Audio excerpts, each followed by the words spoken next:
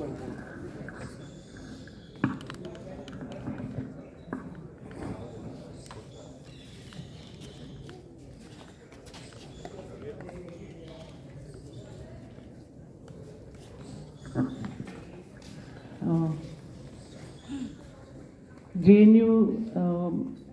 NSTY के JNU unit को जितने भी आपके कार्यकर्ता हैं उनको मेरा बहुत बहुत आभार। उन्होंने मुझे आज अपनी ही यूनिवर्सिटी में फिर से आने का मौका दिया, जो कि आजकल मौके हमारे लिए काफ़ी मुश्किल हो गए हैं। मेरे अपने सेंटर तक में मेरा सेमिनार रखा और फिर कैंसिल कर दिया गया। ये हमारी JNU की हालत है। तो आप समझ ही सकते हैं मुझे JNU में आके कैसा लगता है। मैं 1971 में जब JNU शुरू हुआ था तब मैं स्टूडेंट यहाँ ज्वाइन करी थी, पहले बैच में MPhil के, और 72 में मैंने फैकल्टी पर ज्वाइन किया और 44 साल पढ़ाने के बाद मैंने 2015 में मैंने यहाँ से रिटायरमेंट ली। तो इतने साल इस इंस्टीट्यूशन के साथ जुड़े रहे, कोई हमें ज़िंदगी ही नहीं दिखाई देती थी JNU के ना आगे ना JNU के पीछे। तो मैं ये भी आपसे शेयर करना चाहती हूँ कि एक बहुत बढ़िया एक लेगेसी है जो हमारे जो सीनियर्स थे, हमारे जो टीचर्स थे, जो हमें यहाँ लाए, वो जनरेशन के लोगों ने जो अपना खून पसीना बहाकर ये बनाई है। हम लोगों ने फिर बहुत छोटे छोटे कंट्रीब्यूशन किए। उस लेगेसी को बचाए रखने का आप सबकी जिम्मेदारी है। ये हम सब जानते हैं कि चैलेंजेस क्या हैं, ये हम सब जानते हैं कि उस पर कितनी बुरी तरह से हमला किया जा रहा है JNU के अंदर ही। फिर भी कोई जो बहुत बड़े इंस्टीट्यूशंस होते हैं, जो बहुत बड़े विचार होते हैं, जो बहुत बड़े लोग होते हैं जैसे महात्मा गांधी, वो इतनी आसानी से नहीं मरते हैं। सभी जानते हैं कि कहा जाता है कि गांधी जी की शरीर पे तो आघात हुआ, वो मर गए, पर उनके विचार तो नहीं मरे। तो JNU एक विचार की है, एक कॉन्सेप्ट है, एक स्पेस है, एक आइडिया है। इस प्रिंसिपल को, इस आइडिया को जिंदा रखना आप लोगों की जिम्मेवारी है, आप स्टूडेंट्स की जिम्मेवारी। और याद रखिए कि आप भी जो आज यहाँ आए हैं, क्यों आए हैं? क्योंकि आपको लगा कि JNU एक ऐसी जगह है जहाँ जाना चाहिए। तो आप नहीं चाहेंगे कि 10 साल बाद भी जो स्टूडेंट्स हैं, जो आपकी तरह यंग लोग हैं, वो भी ये सोचे कि हम JNU जाएं? या क्या हम ये चाहते हैं कि थोड़े साल में JNU का नाम ही खत्म हो जाए? सोचे कि अरे JNU जाके अब क्या करना है। सबको बहुत दुख होगा, आपको दुख होगा और आपको नुकसान भी होगा। आपकी अपना जो करियर है, आपकी अपनी जो रेपुटेशन है, वो इस पे डिपेंडेंट है कि जिस यूनिवर्सिटी से आप पढ़ के आए उसकी रेपुटेशन लास्ट करती है या नहीं। तो हर एक का एक वेस्टेड इंटरेस्ट भी है, एक स्टेक भी है आप लोगों का, इसके लिए लड़ना, इसको बचा के रखना। और ये अच्छा मौका है, गांधी जी की शहादत के दिन हम मिल रहे हैं। ऐसा सोलम ओकेजन मुझे नहीं लगता हमारे हिंदुस्तान के इतिहास में कोई ऐसा मौका हमें मिलता है जिस दिन हम सच में, जैसे सुधीर चंद्रा जी ने कहा, एक गंभीर तरीके से जो है अपने समाज के बारे में, अपने देश के बारे में, अपने बारे में, दुनिया के बारे में, हम कहाँ जा रहे हैं, कहाँ से आए हैं, ये ऐसा एक मौका है जिसे हमें एक तरह से एक सेक्रेड डे की तरह रखना चाहिए, जिस दिन हम पूरी ऑनेस्टी के साथ, पूरी ईमानदारी के साथ ये सब सवालों का सामना करें। ज़रूरी नहीं है हम अपनी ज़िंदगी के हर दिन पूरे ईमानदार होते हैं, पर कुछ ऐसे मौके होते हैं जो इतने बड़े मौके होते हैं कि हम सबको मजबूर करते हैं कि हम कम से कम उस एक दिन के लिए तो अपना दिल साफ करके, अपना मन साफ करके कोशिश करें कि हम ईमानदारी के साथ ये सारे जो हमारे समाज के, हमारी दुनिया के, हमारी यूनिवर्सिटी के, हमारे पर्सनल लाइफ के जो सवाल हैं, उनको ईमानदारी से फेस करें। क्योंकि सबसे बड़ी बात मुझे लगती है जो गांधी जी ने हमें सिखाई, कोई मेरे ख्याल दुनिया का ऐसा लीडर नहीं है जिसने एक किताब लिखी होगी, एक्सपेरिमेंट्स विद ट्रूथ, और वो जो किताब अगर आपने थोड़ी सी भी कभी पढ़ी हो तो आप विश्वास कर सकते हैं कि कोई इतना बड़ा लीडर अपने बारे में इतना फ्रैंकली लिख सकता है, अपनी वीकनेसेस को इजहार कर सकता है, बताता है कि मुझे क्या कमजोरियां हैं, मैंने क्या तकलीफें सही। गांधी जी के 1947-8 में जब वो नोआखली गए थे, जो सुधीर जी ने मेंशन किया, उस पीरियड में भी उनके जो एक पूरे क्राइसिस से वो गुजर रहे थे, तो उस क्राइसिस में जो गुजर रहे थे उस वक्त भी जो एक्सपेरिमेंट्स उन्होंने किए अपने साथ, जिसके लिए उन्होंने बहुत बुरा भला भी कहा गया, पर कभी ये कोई सोचता है कि वो उसके बारे में पता भी किसी को कैसे चलता अगर खुद नहीं बताते। 100 लोग होते हैं, बड़े बड़े लोग होते हैं, उनकी एक नोशन ही है कि हम उनकी प्राइवेट लाइफ में नहीं जाते। गांधी जी की कोई प्राइवेट लाइफ थी नहीं, वो पूरी अपनी जिंदगी लोगों के सामने जीते थे। उनका कोई बेडरूम नहीं था, उनके आश्रम में कोई उनका अलग एक कमरा, एक घर तो था, पर उसमें हर कोई आता जाता था, उसमें कोई दीवार नहीं, उसमें कोई पर्दा नहीं। तो ऐसा इंसान, जब ऐसे इंसान की जिंदगी के साथ हम मुखातिब होते हैं, उसके साथ हम उसके बारे में सोचते हैं, तो बहुत सारी ऐसी चीज़ें हमें हिला के रख देती है कि ऐसा भी हो सकता है, ऐसे भी इंसान हो सकते हैं। ठीक है, हम वैसे तो नहीं हो सकते, और उसका एक छोटा सा हिस्सा तो अपने में लेने की कोशिश कर सकते हैं, उससे कुछ तो सीखने की कोशिश कर सकते हैं कि हमें अपनी ज़िंदगी कैसे जीनी चाहिए। तो मैं थोड़ा अंग्रेज़ी में भी बोलूँगी, थोड़ा हिंदी में भी बोलूँगी, कुछ कोटेशन खासकर जो है मैं आपके साथ शेयर करना चाहूँगी। तो मैं शुरू करना चाह रही थी हम सब जानते हैं कि गांधी जी की जिस दिन हत्या हुई, उस दिन जवाहरलाल नेहरू ने वहीं पे बहुत स्पॉन्टेनियसली पे ऑल इंडिया रेडियो पे बहुत मूविंग स्पीच दिया था, the light has gone out of our life. सबने वो उनकी स्पीच सुनी हुई है, and that was no ordinary life, सबने सुनी हुई है। पर एक और उनकी उसी ज़माने की एक स्पीच है जो भी बहुत मूविंग है, पर उसके बारे में हमें बहुत कम पता है। तो मैं मानती हूँ कि जवाहरलाल नेहरू महात्मा गांधी के सबसे सच्चे शिष्य थे। ये मेरा अपना स्टडी का नतीजा है, आप एग्री करें ना करें। और मैं जब महात्मा गांधी को समझना चाहती हूँ और उनके बारे में पढ़ना चाहती हूँ, तो मैं कई बार जवाहरलाल नेहरू को अपना गाइड लेके चलती हूँ, क्योंकि बहुत सारी बातें जवाहरलाल नेहरू ने उनके बारे में समझी, और उनकी डेथ के बाद खासकर वो उसके बारे में बहुत अपने भाषणों में और लेटर्स में और स्पीचेस में वो बोलते हैं, जो कि बहुत कम लोगों को मैंने देखा है उनके कंटेम्प्रेरीज को कि इतना डीप अंडरस्टैंडिंग महात्मा गांधी का। हालांकि ट्रेडिशनल टर्म्स में जवाहरलाल नेहरू को आप गांधीयन नहीं कहेंगे, जो एक वर्ड गांधीयन जो हमने एक लेबल बनाया हुआ है कि गांधीयन कौन होता है, पर मुझे लगता है कि हिंदुस्तान का सबसे बड़ा और फेथफुल गांधीयन जो है वो जवाहरलाल नेहरू थे। तो मैं उनकी स्पीच के साथ शुरू करूंगी। मैं आपको बताना चाहती हूँ, और ये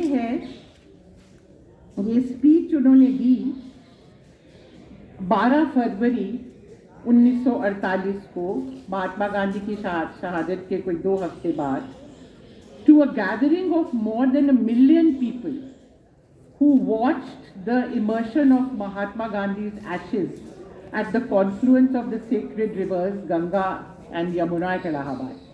जब उनकी अस्थियां बहाई जा रही थी संगम पे, कोई 1 मिलियन से ज़्यादा लोग वहाँ थे, 10 लाख से ज़्यादा लोग वहाँ थे। वहाँ जवाहरलाल नेहरू ने हिंदी में ये स्पीच दी। उसके कुछ थोड़े से अंश में अंग्रेजी में उसका जो तर्जुमा है मैं आपके सामने शेयर करना चाहूँगी, ताकि गांधी जी का जो एक स्पिरिट है वो हमारे सामने आए।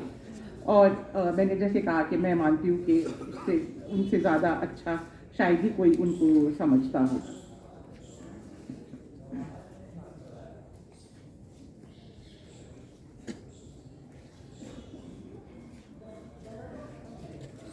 And the reason I want to, talk about this today is because I want to remind you that what Jawaharlal Nehru called Gandhi the greatest living Hindu. And as we know, his last words were, "Hey Ram." Gandhi was a man who rarely visited temples. This is my language, not yet Nehru. And he interpreted the ancient concept of Ram Rajya not in religious terms, but as symbolizing a just society in which there is no discrimination. To remind ourselves today of the ideal set for us by one who shunned power like the true Ram whom he revered. जो असली राम थे वो वनवास गए थे, सत्ता छोड़ के गए थे, राजपाट छोड़ के गए थे, और आज जो हमें राम का रूप दिखाया जा रहा है वो राम को सत्ता अपनी सस्टेन करने के लिए और प्रोलॉन्ग करने के लिए उसका इस्तेमाल किया जा रहा है। इससे दो विपरीत क्या राम के इस्तेमाल हो सकते हैं। जो राम का हिंदू ट्रेडिशन में सिंबलिज्म है, सबसे पहले किसी बच्चे से भी पूछेंगे राम के बारे में तो क्या राम वनवास गए थे, 14 साल के लिए उनका वनवास हो गया। सबसे पहली बात है उन्होंने पावर को त्यागा था।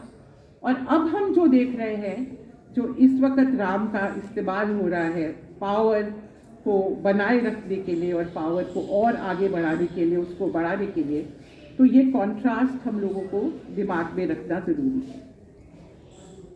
तो मैं कोट कर रही हूँ थोड़ा सा एक दो एक्सट्रैक्ट्स जवाहरलाल नेहरू से। वो कहते हैं, "The last journey has ended. The final pilgrimage has been made. For over 50 years, Mahatma Gandhi wandered over our great country, from the Himalayas and the northwestern frontier and the Brahmaputra to the northeast to Kanyakumari in the south." ये सुनिए, he visited every part and corner of the country, not as a mere tourist or visitor for the sake of amusement, but in order to understand and serve the Indian people.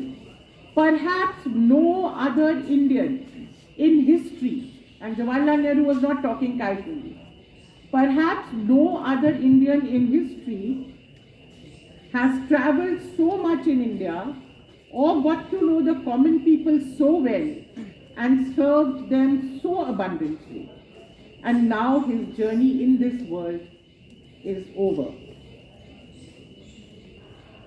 Many people are moved to grief, and this is proper and natural. But why should we grieve?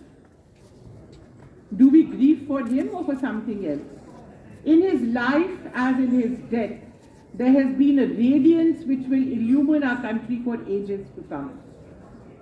Let us grieve for ourselves, for our own weaknesses, for the ill will in our hearts, for our dissensions and our conflicts. उसका हम शोक मनाएं। हम जो हमारे अंदर जो hate है, हमारे अंदर जो कॉन्फ्लिक्ट है, हम जो कर रहे हैं उसका शोक मनाएं। महात्मा गांधी के जाने का शोक क्यों मनाएं? उनकी जो लॉ है वो तो हमेशा के लिए इस देश को उज्ज्वलित रखेगी। उनके बारे में हमें शोक करने की कोई जरूरत नहीं है। कितने पावरफुल वर्ड्स हैं जवाहरलाल नेहरू के। Remember that it was to remove all these that Mahatma Ji gave his life.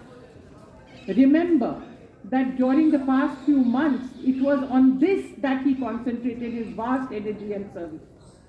If we honor him, do we honor the name only, or do we honor what he stood for? His advice and teachings, and more especially what he died for. I think that is the question. I don't think I could have put it in better words than what Jawaharlal Nehru did on that occasion. That is the question. Do we honor what he died for, what he lived for, and what he died for? And this is what I think the challenge is before all of us today. मैंने बोला मैं मिला जुला हिंदी और अंग्रेजी में बोलूँगी। आपने जो सवाल हमारे सामने रखा है कि महात्मा गांधी की जो शहादत है उसके लिए कौन जिम्मेदार है, और आज जो हमारे सामने संकट है, हिंदुत्व का जो संकट है, जो हिंदू राष्ट्र का जो एक लक्ष्य है, जो कि लगता है सामने रखा गया है सत्ताधारी लोगों ने, और लगता है कि जैसे वो उसके काफ़ी पास पहुंच रहे हैं। उसको किस तरह से हम, उसके साथ हम किस तरह लड़ सकते हैं, उसको किस तरह हम पीछे धकेलने की कोशिश कर सकते हैं। दोनों सवाल डीपली कनेक्टेड हैं। अगर हम ये समझ जाएंगे कि महात्मा गांधी किन शक्तियों का, किन विचारधाराओं का विक्टिम बने, तो दूसरे सवाल का जवाब हमें खुद ही खुद मिल जाएगा। तो मुझे लगता है कि सबसे ज्यादा जरूरी है कि इसके बारे में हमारे दिमाग में पूरी क्लैरिटी हो, क्योंकि इसके बारे में अभी भी बहुत भ्रम फैलाए जाते हैं।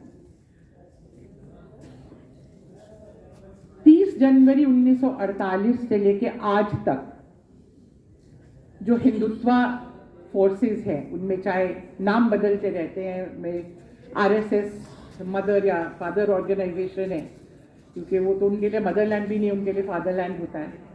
तो उसी तरह से उनके बजरंग दल है, उनके बहुत सारे बच्चे हैं, एबीवीपी है, हिंदू महासभा थी, फिर जनसंघ बनी, फिर बीजेपी है।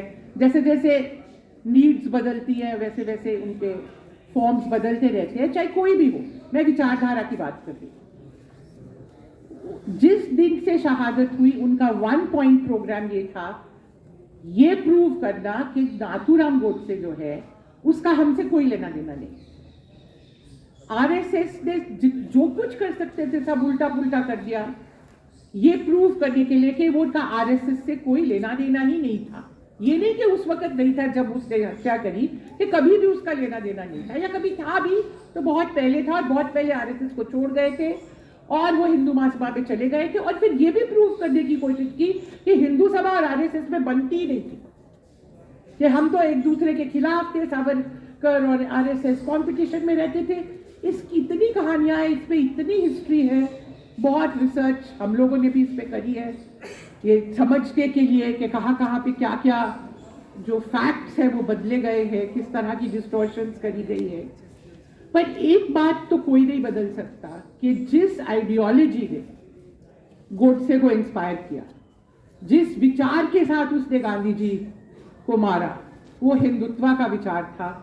वो बाद में भी अपने ट्रायल में भी जो स्पीच उसने दी, उसने पूरी कोशिश की ये प्रूव करने की कि आरएसएस का इसमें कोई रोल नहीं है। उसने पूरी कोशिश की ये प्रूव करने के लिए कि सावरकर का कोई रोल नहीं है।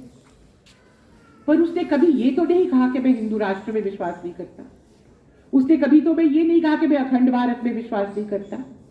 उसने बल्कि ये कहा कि मेरी जो अस्थियां हैं वो बहाई नहीं जाए जब तक कि अखंड भारत नहीं बन जाए और इंडस रिवर में बहाई जाए।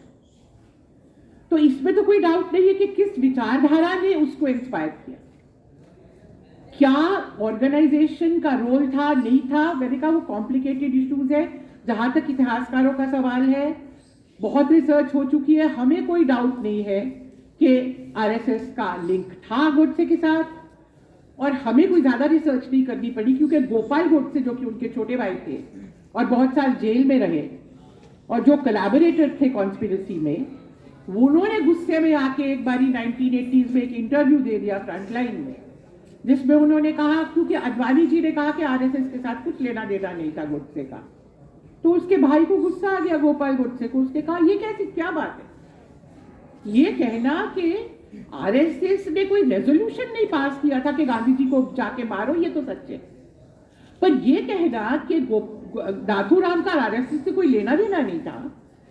तूने कहा हम सारे भाई, सिर्फ नाथूराम नहीं, हम सारे भाई आरएसएस में पले बड़े हुए, आरएसएस हमारी मां थी और वो हमेशा आरएसएस के मेंबर रहे।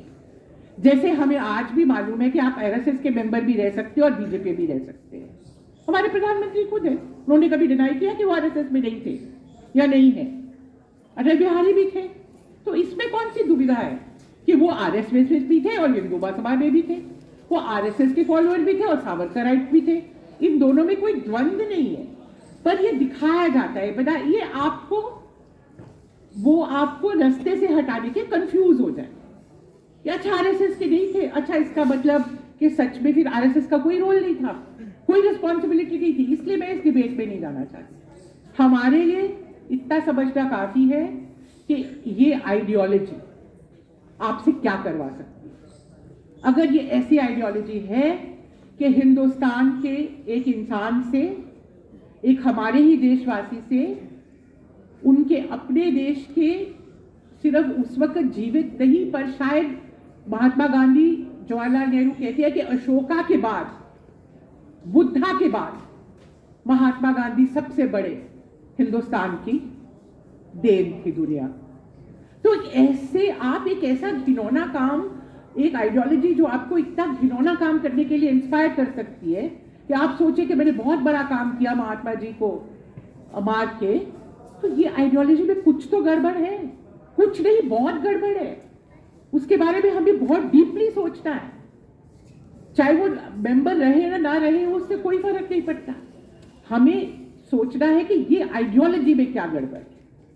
आजकल आज आके कोई आपको कह दे कि हम तो बदल गए हैं, हमारे शेप बदल गई है, अब तो हम डेमोक्रेसी में बिलीव करते हैं, ये करते हैं, वो अलग की लंबी लंबी बातें हैं। हम उनके एक्शंस पे जा सकते हैं।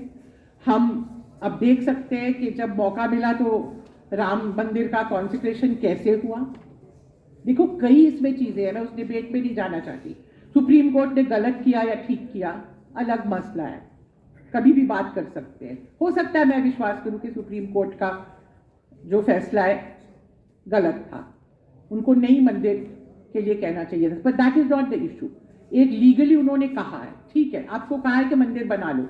सुप्रीम कोर्ट ने ये कहा था कि एक ऐसा ट्रस्ट बनाओ सबसे पहले कि उसमें ऑल इंक्लूसिव नहीं हो, कम से कम हिंदुओं में से ही बहुत सारे जो समुदाय है उनके लोग उसमें हो, दूसरी पार्टीज के लोग उसमें। उन्होंने क्या कहा था कि प्राइम मिनिस्टर का जो सेक्रेटरी है, कैबिनेट जो सेक्रेटरी, उनके जो प्रिंसिपल सेक्रेटरी रहे, उसको उसका हेड बनाओ ताकि वो डायरेक्ट गवर्नमेंट के अंदर हो।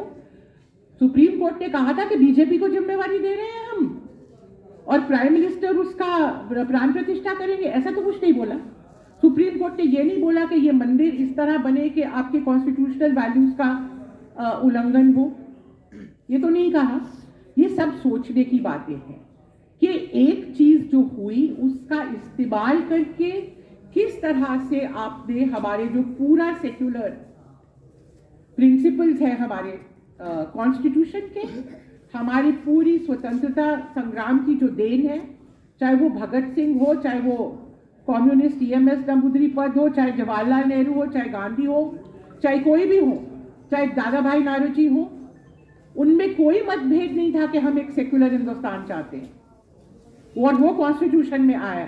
तो पूरे हमारे स्वतंत्रता संग्राम के जो आइडियल्स थे, जितने भी पार्टीज और ग्रुप उसमें थे, चाहे सोशलिस्ट थे, चाहे दादा भाई नारोजी थे, चाहे गोखले थे, सबके जो विचार है उसके खिलाफ आप ये काम कर रहे हैं कि prime minister as prime minister एक रिलीजियस सेरेमनी परफॉर्म कर रहा है ऑन बिहाफ ऑफ नेशन।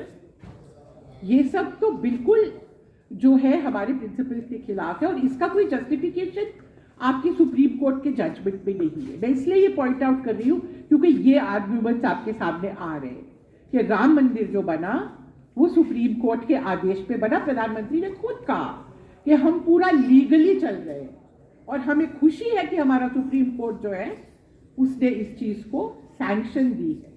और पूरा जो एक इमेज वहां पे प्रोजेक्ट किया गया, मोहन भागवत जी ने भी गांधी जी को कोट किया।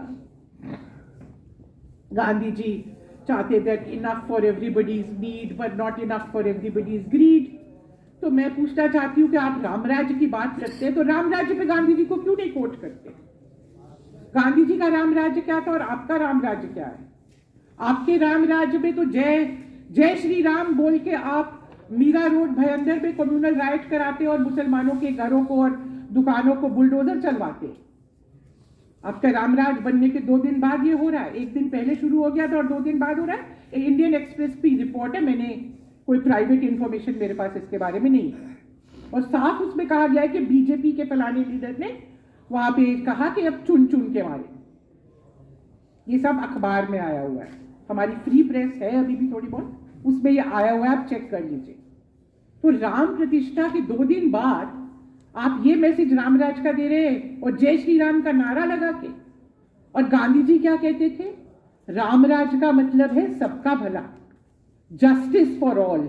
और उसी ब्रेथ में उन्होंने कहा मेरे रामराज का मतलब है मैं राम और रहीम में कोई फर्क नहीं देखता। ठीक है, जब भी वो कहते थे वो राम रहीम कहते थे। क्यों कहते थे?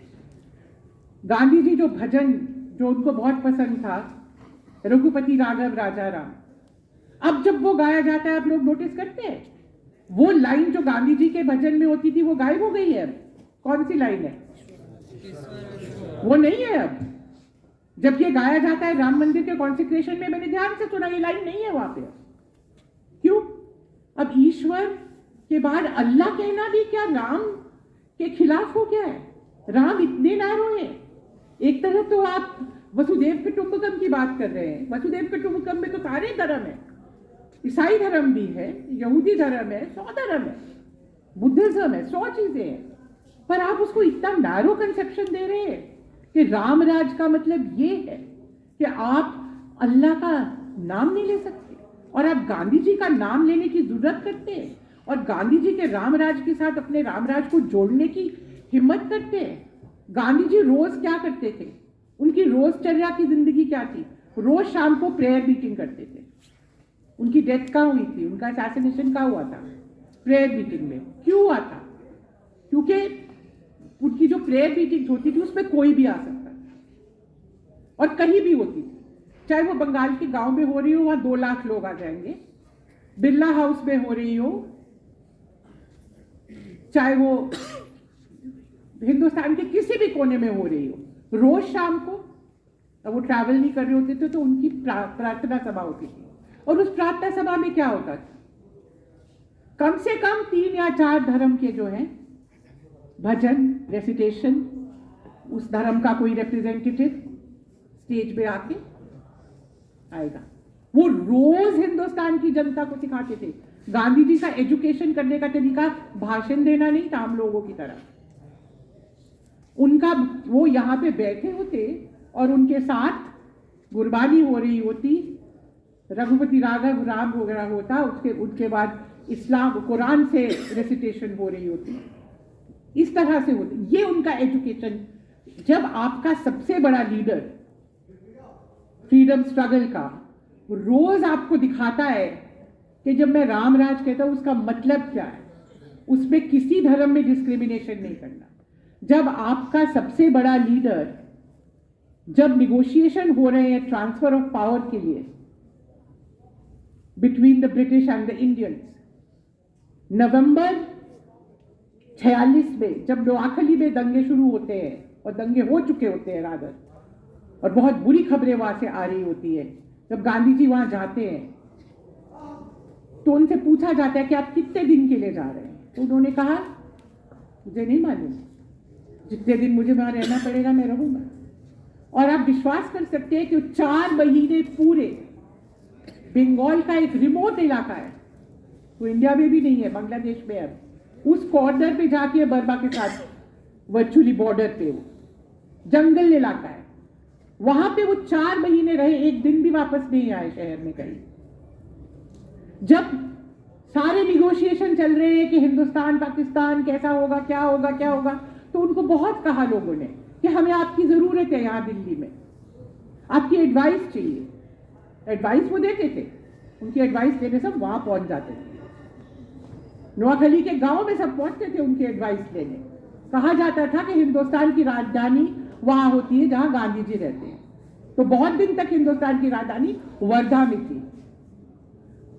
ये कहानी खत्म थोड़ी सी करके फिर मैं थोड़ी सी वर्धा की भी बताऊंगी आपको, ताकि आप जाने कि वो इंसान क्या था।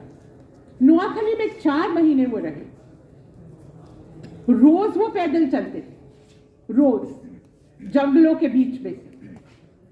उनके रास्ते में कांटे फेंके जाते थे, टूटा हुआ शीशा फेंका जाता था और ह्यूमन एक्सक्रीटा फेंका जाता था, मैल फेंका जाता था। तो गांधी जी का क्या जवाब था? वो खड़ाव पहन के चलते थे, उन्होंने खड़ाव भी उतार दिए। तुम मेरे पैर में ये फेंकोगे तो ठीक है, मैं ये भी सह लूंगा, नंगे पैर सह लूंगा। और उन्होंने नंगे पैर चलना शुरू कर दिया, गांव से गांव चलते रहे। फिर उन्हें लगा कि नहीं, अभी भी मुझे कुछ और करना है, यहाँ के लोगों को इम्प्रेस करने के लिए कि जो वो लोगों ने किया है वो गलत किया है, उनको ठीक रास्ते वापस लाने के लिए। तो एक गांव था, वहां पे वो उन्होंने कहा अब मैं 15 दिन तक शायद या 20 दिन तक इसी गांव में रहूंगा, आगे नहीं कहीं जाऊंगा। एक झोपड़ी जैसी एक हट थी, उसमें वो रहे।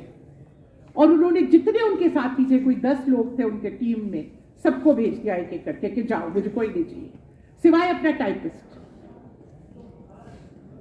मनु तक को, उनकी जो आभा और मनु जो उनके साथ रहती थी हमेशा, उनकी नीचे, उनको भेज दिया। कोई नहीं रहेगा मेरे साथ, अकेले उस गांव में वो रहे।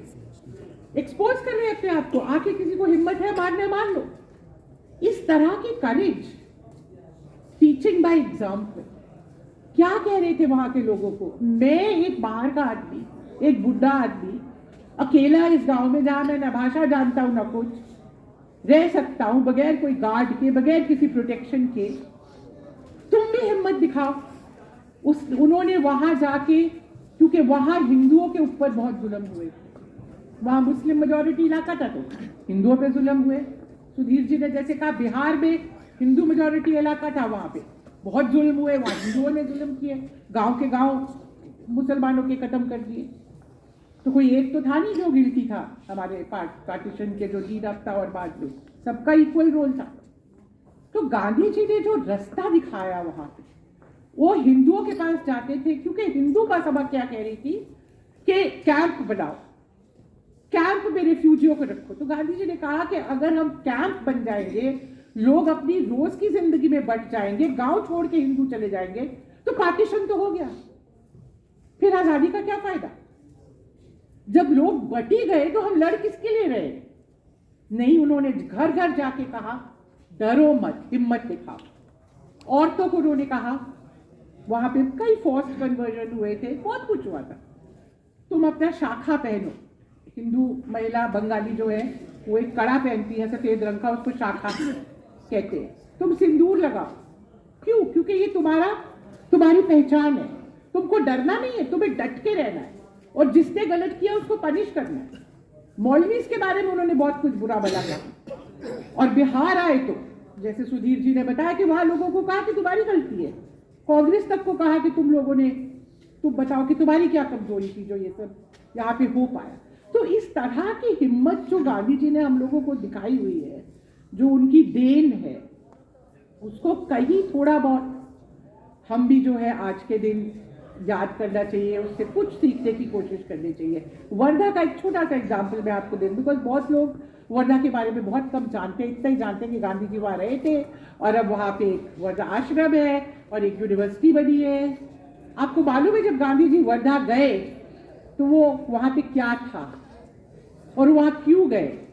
क्योंकि जब वो दांडी मार्च पे निकले अहमदाबाद से, तो उन्होंने ये प्रण किया था कि मैं वापस नहीं जाऊंगा जब तक हिंदुस्तान आजाद नहीं हो जाएगा। तो जब जेल से वो फाइनली निकले, फिर उन्होंने हरिजन यात्रा करी 9 महीने की, और उसके बाद भी वो घर वापस नहीं गए और कहा कि अब मैं ऐसी जगह रहना चाहता हूं जो सबसे बैकवर्ड एरिया, मैं ऐसे रहना चाहता हूं जहां गरीब से गरीब किसान जो है हिंदुस्तान का, जिस हालत में वो रहता है, जहां पे ना सड़क है, ना बिजली है, ना पोस्ट ऑफिस है, ना दुकान है।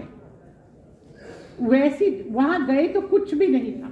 सबसे पहले उनके लिए वहां पे जो थी कुटिया बनी, एक एक करके। इतनी बुरी हालत थी कि उन्होंने अपनी पत्नी कस्तूरबा को भी वहां आने नहीं दिया 1 साल से ज्यादा, क्योंकि वो नहीं सह सकती थी वहां का जो कंडीशंस थे। और आप सोच सकते हो क्या सैक्रिफाइस। अहमदाबाद में कम से कम वो आश्रम में रहते थे, पर अपने गुजरात में तो रहते थे। उनकी बीवी के लिए, उनकी फैमिली के लिए कम से कम एक फेमिलियरिटी थी अपने एरिया में, अपनी भाषा की, अपने लोग बाग, आना जाना कुछ तो था। उठा के उन्होंने पूरा खदेड़ के वर्धा के एक बिल्कुल रिमोट इलाके में उनको उन्होंने वहां पे जो है गए और वही वो रहे, और वही फिर हिंदुस्तान की राजधानी बन गई। जैसे कहते थे, वर्किंग कमेटी कांग्रेस की मीटिंग वर्धा में होती थी आश्रम में। और एक अकाउंट कभी आपको दिल करे तो पढ़ लीजिए, जवाहरलाल नेहरू ने अपने उसमें लिखा हुआ है, एक अकाउंट है उनका, कि एक दिन क्या हुआ कि वर्किंग कमेटी की मीटिंग थी, खान अब्दुल गफर खान, वो चारा कृपलानी वगैरह सारे वहां थे। तो वहां रहने की कोई जगह नहीं थी। वर्धा जो बड़ा थोड़ा बहुत शहर था, वहां आना पड़ता था रहने के लिए। तो गाड़ियां बहुत कम होती थी, एक दो गाड़ी होगी, गाड़ियां उनको छोड़ के चली गई। तो कृपलानी जी और खान अब्दुल खान, जवाहरलाल नेहरू वहां छूट गए गांव में, और ना रात रह सकते थे, ना कोई यातायात का साधन था।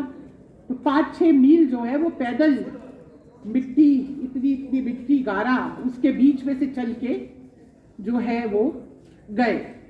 तो मैं आपको एक एग्जाम्पल इसलिए दे रही हूँ कि एक लिविंग एग्जाम्पल्स आपके माइंड में पिक्चर्स होनी चाहिए गांधी जी के बारे में, सिर्फ उनके शब्द नहीं, उनके कोई कोटेशन नहीं, एक लिविंग फॉर्म आपके मन में होना चाहिए जब उनके बारे में आप सोचें, जिसके साथ आप आइडेंटिफाई कर सके और जो आपको इंस्पायर कर सके। तो मेरा ये कहना है कि अगर आप जो पहला वाला सवाल है उसको ठीक से समझ लें, तो आप ये भी समझ लेंगे कि इस वक्त जो चैलेंज है उसको हमें कैसे लड़ना है। उसको आइडियोलॉजिकली लड़ना है, जोरों से लड़ना है, उसको हर जगह पे रेजिस्ट करना है, उसके जितने भी एस्पेक्ट्स है उसको डीपली हमें समझना है, उसकी क्या कमजोरियां हैं उसको हमें समझना है, और उसके बारे में हमें बात करनी है।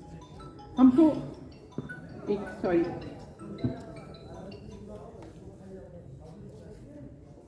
और सबसे जरूरी है गांधी जी से सीखना courage. If there is one thing, I end with that we can learn from him, it is courage. और ये नेहरू बार बार कहते हैं, I have never seen a man so fearless, and what he gave to Indians was courage. जब वो non cooperation movement के पहले जब गांधी जी आते हैं इंडिया, और जो पहली बार उन्होंने रावलट सत्याग्रह के टाइम जब कॉल किया और लोग आने लगे, और फिर नॉन कोऑपरेशन मूवमेंट में जब बड़े पैमाने पे किसान आने लगे, तो जवाहरलाल नेहरू अपनी डिस्कवरी ऑफ इंडिया में लिखते हैं, and then Gandhi came and a pall of fear lifted off the minds of Indians, the bent backs were straightened. जो इफेक्ट होता है गांधी के आने का वो ये था कि लोगों के मन से डर हटा, सरकार का डर, जमींदार का डर, पुलिस का डर, मेरा जमीन जब्त हो जाएगी उसका डर, जो सारे डर उसके अंदर बैठे हुए थे, जो उसको एक पॉलिटिक्स में आने के लिए, स्वतंत्रता संग्राम में आने से रोकते थे, वो सारे डर जो थे, गांधी जी ने उसको हिम्मत दी कि एक ऐसा आदमी अंग्रेजी सरकार के सामने खड़ा हो सकता है। चंपारण में जब उन्हें कहा कि जाओ, तुम्हें अलाउड नहीं है यहाँ पे आना, आज तक लोकमान्य तिलक ने भी कभी उल्लंघन नहीं किया था। लोकमान्य तिलक को स्वदेशी मूवमेंट के टाइम जब रोक लिया था इधर पंजाब के बाहर, तो वो वापस चले गए। गांधी ने कहा मैं तो नहीं जाऊंगा, आपने जो करना है कर लो। अरेस्ट हो गए, छोड़ना पड़ा। तो ये जो डिफाइंस तभी होती है जब आपके अंदर डर नहीं, करेज।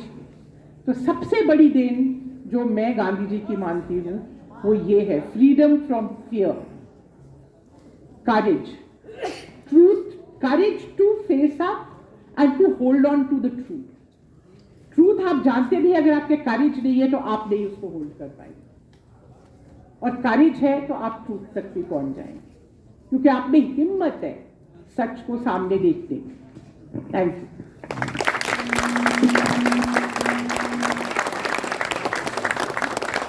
Thank you, ma'am. Thank you very much.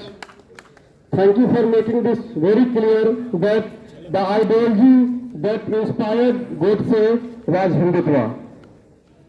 जैसा कि मैम ने कहा कि इस देश में अगर सबसे ज्यादा किसी ने इस देश को ट्रैवल करके जाना समझा तो ये गांधी जी थे।